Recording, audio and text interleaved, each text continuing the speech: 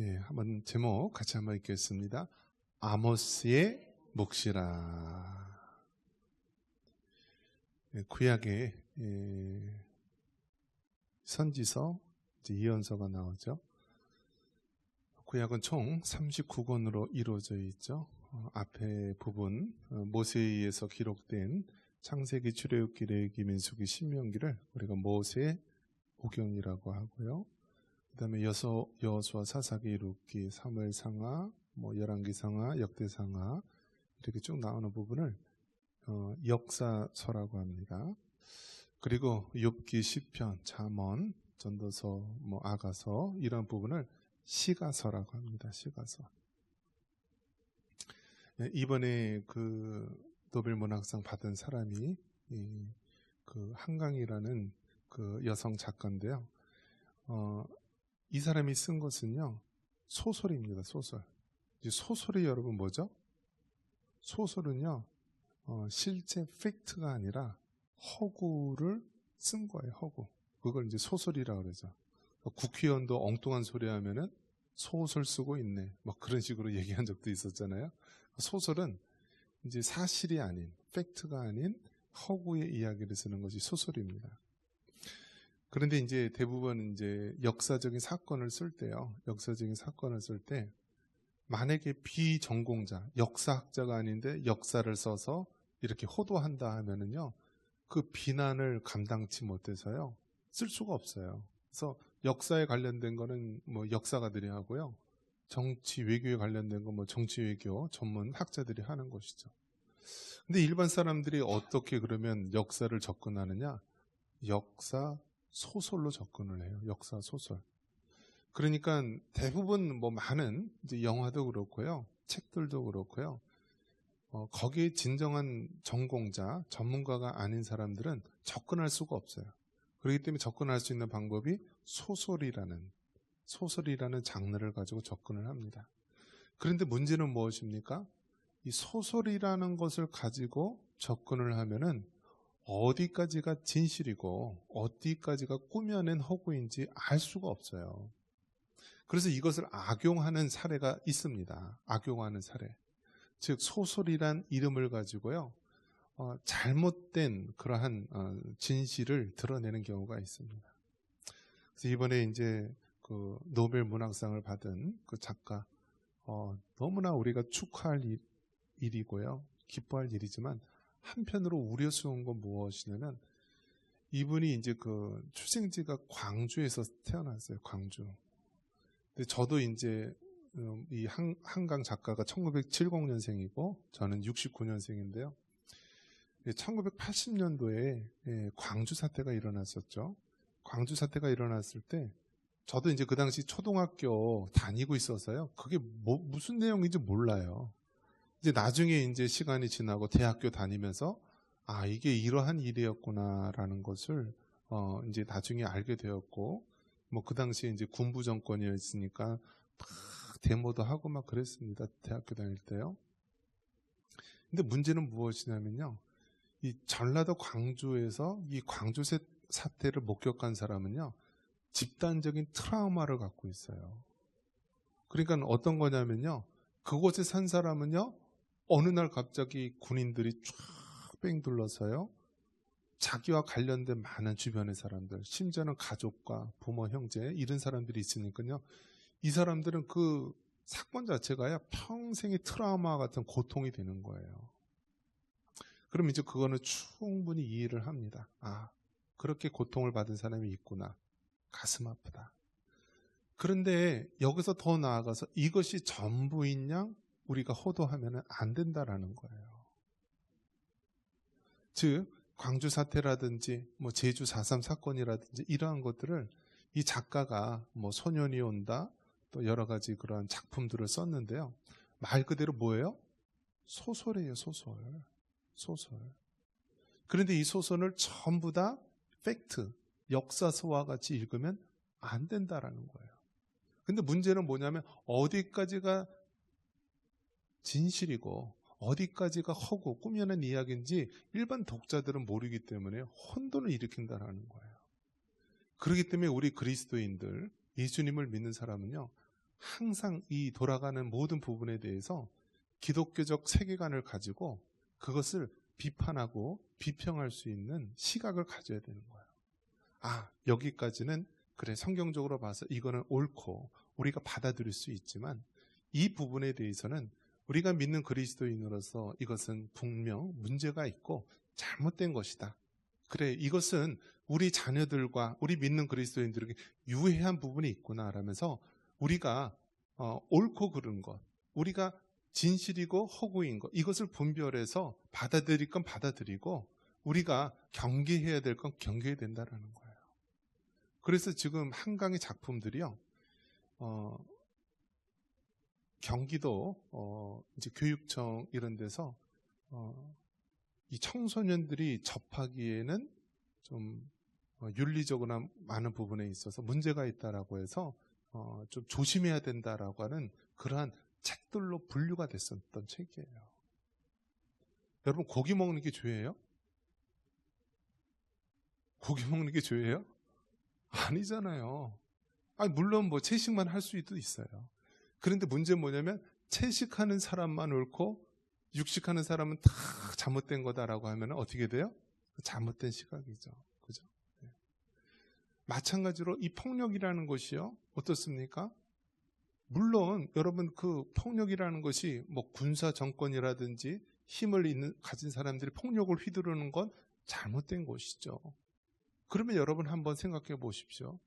저 공산주의, 저 북쪽에 있는 그 김일성, 김정일, 김정은 3대 정권을 보십시오. 그들이 주장하는 것이 무엇인가요? 공산주의고요, 사회주의 아닙니까?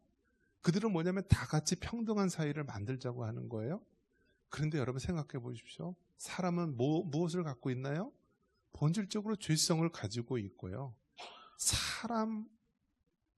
사람은요, 완벽한 평등한 사회를 못 만들어요. 공산주의라는 말 자체가 개인의 사유재산을 부인하고요, 다 같이 평등한 사회를 만든다고 하는데, 저 북한 땅이 그런가요? 오히려 더 독재가 심하고요, 오히려 개인의 주장을 하면은 그냥 처형당하는 시대잖아요. 가장 바른 소리를 하는 기독교인들을 가장 먼저 탄압을 하지 않았습니까? 그렇기 때문에 여러분, 이 땅에 있는 모든 이데올로기, 공산주의, 사회주의, 뭐 자본주의도 마찬가지겠죠. 이 땅에 있는 모든 사람이 만든 제도와 이데올로기는 완벽한 것이 없다라는 것을 우리는 깨달아야 합니다. 오직 완벽한 것은 어디에 있어요? 하나님 안에 있고요, 하나님 나라에 있는 것을 여러분 알아야 합니다. 그렇기 때문에 여러분, 성경에 있는 모든 것들을 볼 때요, 그것의 참 진리와 그 의미를 깨닫기를 바랍니다. 이 한강 작가가 잘하는 것이 무엇이냐면 소설을 쓰는데요, 이 소설을 시처럼 풀어서 쓴다라고 해요. 시처럼. 그러니까 여러분, 시는 어떻죠? 그 언어 하나하나가 굉장히 함축적이고 굉장히 깊은 의미를 담고 있잖아요. 근데 이 한강 작가는요, 소설은 양이에요, 양. 굉장히 장편 소설 같은 경우는 기다랗잖아요. 그런데 그 많은 양의 소설을 그 하나하나의 글자가 마치 시와 같이 섬세하고 아주 세세하게 다루면서 글을 다뤘다라는 거예요. 근데 문제는 뭐냐면요, 그의 아버지가 이제 작가이신데요, 불교적인 영향, 무속신앙적인 영향을 많이 받았어요. 뭐 그 대표적인 책들을 보면 아제 바라아제, 뭐 어떤 거예요? 다 불교적이고 신화적인 이야기들을 많이 썼어요. 그리고 그 한강이라는 작가가 자라온 배경이 어디죠? 그 광주 사태가 일어났던, 역사적 비극이 일어났던 그 한가운데예요. 그러니까 이 사람이 이제 그 소설책을 쓰기 위해서 그 광주 사태 때 모든 자료들이나 사진이나 뭐 독일 사람이 찍은 그러한 다큐멘터리, 그런 사진, 그런 걸 막 보는 거예요. 그러면 저도 대학교 다닐 때 그런 사진이나 영상 그거 보면은요, 너무나 잔인하고 막 사람들이 피 흘려 죽는데 여러분, 막 이루 말할 수 없는 그 비참함이 있는 거죠. 아녀자도 죽고 뭐 어린 사람도 죽고. 근데 그것이 뭐 어떻게 됐는지 설명할 길이 없는 거예요. 그러면 그것에 대해서 단지 모든 정권이나 기득 세력에 대해서 폭력을 행하는 집권이라고 하면서 비판만 할 것이 아니라 우리 인간의 연약함을 우리가 깨닫고 오직 이 땅에 오직 정의와 공의는요 하나님밖에 없음을 깨닫고 우리가 그 사실을 알아야 한다라는 거예요. 오늘 읽은 이 아모스가 뭐냐면요, 하나님의 공의를 세우라입니다. 한번 따라해 보겠습니다. 하나님의 공의를 세우라. 여러분, 공의, 정의, 의, justice, 이거는요 하나님께 속한 거예요. 하나님께. 사람한테 속한 것이 아니에요. 사람이 그렇게 본성 자체가 그렇지가 못하다라는 거예요. 공산주의자 사회자들이 이 땅에 진정 자기들이 유토피아 같은 사회를 만들려고 했지만은요 점점 더 지옥과 같은 세상을 만들지 않습니까? 오히려 자기들에게 속한 사람만 높아주고 챙겨주고 해서요 북한은요 조선시대하고 똑같아요. 계급제도가 있어요. 김시성을 가진 그 왕족들, 그 사람들은 아직도 왕이에요. 왕. 오히려 왕보다 더 큰 권력을 가진 사람들이에요. 이 땅에 아무리 공의를 외치고 정의를 외친다 할지라도요 사람이 만든 정의, 사람이 부르짖는 공의는요 제한되어 있고 유한하고 변질되기 쉽다라는 것입니다. 그런 면에서 여러분, 이 아모스 성경 말씀을 통하여서요 여러분이 진정한 정의, 진정한 공의가 무엇인지 깨닫기를 바랍니다. 이 정의나 공의는 사람에게서 나올 수 없는 것이고 오직 하나님께 속한 것임을 여러분 깨닫기를 바랍니다. 우리가 하나님 안에 붙어 있고 우리가 하나님 안에 있을 때 그 하나님의 공의가 이 땅 가운데 이루어지는 것이지 사람의 이데올리기나 사람의 힘과 능력으로는 그것을 이룰 수 없다는 것이 성경이 말씀하고 있는 진리입니다. 이 아모스에 등장하는 이 구절에 정말 우리 마음을 사이다와 같이 시원케 해주는 그 말씀이 무엇이냐면 오직 정의를 물같이 공의를 마르지 않는 강같이 흐르게 할지어다 라면서 이 아모스 5장 24절에 말씀하고 있어요. 정의를 물같이 공의를 마르지 않는 강같이 흐르게 한다. 이것이 얼마나 여러분 귀하고 소중한 말씀입니까? 얼마나 소중한 말씀이에요. 여러분, 우리나라 옛날 조선시대가 또 예전에 살았던 모습이요 정말 정의롭고 정말 공의로웠습니까? 그렇지 않았잖아요. 우리가 흔히 이 서구 유럽 사람들은 또 뭐 미국 사람들은 이 아프리카 흑인들을 노예처럼 굴었다 하면서 비인간적이고 야만인이라고 하죠. 저 서구 유럽 사람들은 어떻게 피부 색깔이 다르다고 해서 저 흑인들, 아프리카 흑인들을 짐승처럼 혹은 그보다 더 못하게 대할 수 있느냐라고 비난하죠. 그런데 우리나라 사람은 어떻게 해요? 그들은 피부 색깔이라도 달라서 구별을 하지만요. 우리는 태어나면서 받은 신분을 가지고요. 정말 그 노예보다도 더 못한 그러한 신분으로 차별하지 않았습니까? 그것은 바꿀 수도 없었던 거예요. 그러면 그러한 나라가 공의롭습니까? 정의롭습니까? 그렇지 않다라는 거예요. 우리가 서구 유럽 노예제도를 비판하지만 정작 우리 자신도요. 오히려 같은 동포, 같은 피부 색깔인데도 불구하고 노예처럼 그렇게 천민들, 그러한 사람들을 정해놓고 대우했다라는 거예요. 그렇기 때문에 여러분, 우리가 정말 예수님 믿는 기독교 신앙이 대단한 것이 무엇입니까? 130여 년전 이 땅에 예수님 복음이 들어왔을 때요. 우리나라는 그러한 신분제도였어요. 왕족이 있고 귀족이 있고 쌍놈이 있고요. 불가촉 천민들이 있는 거예요. 그러한 사회에서 선교사님들이 와서요. 바로 예수님의 사랑을 전하고요. 우리들에게 신분도 하찮고 그러한 사람들, 그런 사람들에게 예수님 사랑을 전했어요. 여성들에게는 교육의 기회가 없었어요. 학교에 다닐 수가 없었어요. 그래서 선교사님들이 어떻게 했어요? 여성들을 위한 여성학교를 만들었어요. 우리가 잘 아는 뭐 이화여대, 뭐 숙명여대, 숭의여대, 많은 여자 대학이 대부분 다 선교사님들이 만들었어요. 왜 만들었느냐? 그 당시에는 여성들을 교육시키지도 않고요. 남녀 칠세 부동석이라고 해서요. 남자들과 같이 있지도 못하게 했어요. 심지어 교회에서도 커튼 쳐놓고요. 이쪽은 남자, 이쪽은 여자만 예배드리도록 했어요. 그렇게 차별이 심하고 그러한 신분 계급이 뚜렷한 사회 속에서 바로 예수님의 복음, 그 십자가의 복음이 이 땅에 들어와서요. 바로 하나님의 공의, 하나님의 정의를 이 땅에 하나씩 이루어갔던 것입니다.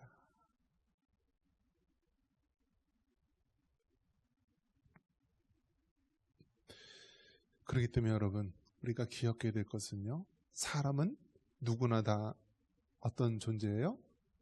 죄인이에요. 죄인. 그럼 예수님을 믿는 우리들은 어떤 존재예요? 사함받은 죄인. 또 예수님을 안 믿는 그런 세상 사람들은요, 그 사람들은 그냥 죄인이에요. 죄인. 자, 그러면 예수님을 믿고 하나님의 자녀가 된 우리들은 그러면 완벽한 사람입니까? 그렇지 않다라는 거예요.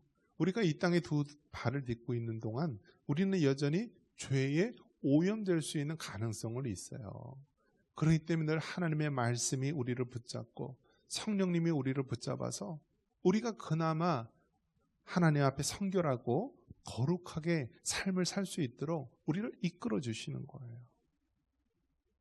그런데 여러분, 사람이 이 땅에 완벽한 공의와 정의를 이룰 수 있다고 외치는 것은 인간의 교만이고 허울뿐인 것입니다. 그렇기 때문에 여러분, 우리는요, 예수님 믿는 사람으로서 늘 건강한 기독교 세계관을 가지고요, 균형 있는 그러한 감각을 가지고 살아가야 되는 것입니다. 우리 하나님은 사랑의 하나님이면서 우리 하나님은 공의의 하나님이십니다. 어느 한쪽을 자꾸 세상 사람들은요, 어느 한쪽을 가지고 자꾸 성경을 잘못 인용하는 경우가 있어요. 대표적인 것이 뭐예요? 눈은 눈으로, 이는 이로. 그 무슨 뜻이에요? A랑 B랑 싸웠어요. 막 싸우다가 이 A가 B 눈을 탁 때렸어요. 그러면은 어떻게 해요? 그 사람한테 피해 그만큼 대우할 때 사람은 어떻게 해요? 눈을 때렸으면은요, 그 다음 사람이 때리려면 어떻게 해요? 눈 플러스 입을 때려버린다고요, 사람이. 이 죄성 때문에. 그래, 그렇게 하지 말라. 상대방의 눈을 피해줬으면은요, 눈만큼 그만큼 보상을 해라. 그런 의미에서 눈은 눈으로, 이는 이로 그렇게 했는데, 요즘 영화에서 보면은 그 말이 어떤 식으로 인용을 해요? 복수의 그 당연함을 강조할 때 그렇게 얘기를 하는 거예요. 그래서 세상에 말하는 정의는 뭐예요? 세상에 말하는 사회적 정의는요, 공권력이나 법이 그러한 악인들에 대해서 제대로 응징하지 못하고 제대로 집행하지 못하기 때문에 다른 어떤 제3의 힘을 통하여서 그것을 응징하고 복수를 하는 것, 이것이 이 세상에 말하는 정의예요. 정의. 그래서 여러분, 폭탄 테러 하는 사람들 봐봐요. 이슬람권에 있는 폭탄 테러 하는 사람들, 그 사람이 몸에 막 그 다이너마이트 폭탄을 탁 하고요, 그 사람들 많은 데서 그냥 뻥 터뜨려서 죽어요. 그리고 자기가 죽는 것뿐만 아니라 그냥 알지도 못하는 많은 선량한 사람들을 죽여요. 그러면서 그 사람들은 외칩니다. 내가 사회적 정의, 이 땅에 불의한 이 세상에서 정의를 이루기 위해서 내가 이렇게 한다. 근데 정말 그렇습니까? 그것은 사회적 정의, 올바른 정의가 아니죠. 그것은 정의라는 옷을 입고 가장한 그런 인간의 교만함과 인간의 복수극에 불과한 거예요. 그렇기 때문에 여러분, 세상에 아무리 정의, 공의를 외친다 할지라도 그것이 진정 하나님이 기뻐하는 정의, 공의인지 우리가 성경을 통하여서 바르게 깨닫고 바르게 바라볼 수 있기를 바랍니다. 이 세상이 아무리 옳다고 할지라도 우리는 성경적인 세계관, 이 하나님 말씀의 이 기준, 틀을 가지고요, 그것을 바로 봐야 된다라는 거예요. 그렇기 때문에 여러분, 우리가 때마다 일마다 어떠한 일들, 어떠한 사건들을 접할 때 이것이 진정 하나님이 기뻐하는 것인지 하나님이 정말 원하지 않는 것인지 분별해야 되는 것입니다. 분별해야 된다. 10월 27일 날 우리나라 전국에 있는 기독교인들, 우리 이제 합동총회도 이제 결의를 그렇게 했는데요. 이제 종교개혁 마지막 날, 마지막 주, 10월 마지막 주 종교개혁 주일로 지키는데, 그 마지막 주 오후 2시에 악법 저지를 위한 기독교 200만 기독교인 전체의 합동 예배를 드립니다. 그래서 광화문과 시청과 그 서울역 일대에서 하는데요. 모집하는 예상을 우리가 200만 기독교인이라고 하니까 여러분 얼마나 많습니까? 근데 이제 200만이 다 한다 해도 직접 현장에 참여하는 사람은 그렇게 되기 힘들 거라고 보고, 그래도 100만 명을 목표로 해서 하는데요. 100만 명만 모여도요, 어마어마하게 많아요. 이 광화문에서 시작하면은 시청을 지나서 서울역까지 가득 차야지 거의 그 정도 될 겁니다. 그래서 온 우리나라에 있는 많은 우리가 기독교인들, 많은 교회에서 그렇게 참여하기로 했어요. 그래서 우리 교회도 당회에서 이렇게 이제 결정을 해서 그날은 오전 예배만 드리고요. 이제 오후에는 우리가 이제 그쪽에 이제 참여하려고 하는데 차가 못 가요. 그래서 어디 지하철역에 세워놓고 지하철로 가야 돼요. 그리고 광화문역이나 시청역에 바로 못 가요. 사람이 워낙 많기 때문에 서울역이나 이런 데서 내려서 걸어서 가야 돼요. 그렇기 때문에 나이 든 사람 갈 수 있어요? 우리 할머니들 가면은 깔려 죽어요. 깔려 죽어. 거기서는요, 내가 움직이고 싶다고 해서 움직일 수 있는 것이 아니라 그냥 무리 가운데 휩쓸려 가는 거예요. 휩쓸려 가는 거예요. 그래서 정말 팔팔하게 그 무리 가운데서도 살아남을 수 있는 그런 집사님, 권사님, 그런 정의분들만 가시고 나머지 우리 연로하신 분들은 남아서 기도해 주시면 돼요. 기도하시면 되는데, 여러분, 왜 우리가 이렇게까지 해야 됩니까? 왜 우리가 그렇게 모여야 됩니까? 그만큼 시대가 악하다라는 거예요. 그만큼 시대가 말세를 향하여 가고 있다라는 거예요. 이제는 우리가 교회당, 예배당에서 조용히 예배드리며 편안히 신앙생활하고 싶은데 이 사회가 그렇지 못하다라는 거예요. 이제는 강제로 교회 문을 닫는 시대가 된 거예요. 이제는 성경대로 이것이 죄라고 얘기하면은요, 감옥에 가든지 벌금을 내든지 하는 시대가 된 거예요. 이제 우리 부모님 세대, 우리 할아버지 할머니 세대는요, 그냥 그대로 넘어갈 수는 있어요. 그런데 우리 자녀들이 맞이할 세대, 우리 차세대들이 맞이할 세대는 너무나 지옥 같은 세상이 된다라는 거예요. 그래서 우리가 이렇게 작은 몸부림을 하는 것입니다. 여러분, 아모스 이 말씀처럼 하나님의 공의와 하나님의 정의를 이 땅에 바로 세우기 위해서 세상이 말하는 정의가 아니라 성경이 말씀하고 있는 정의, 하나님 안에 속해 있는 이 공의를 이룰 수 있는 우리 모두가 되기를 주님의 이름으로 축원합니다.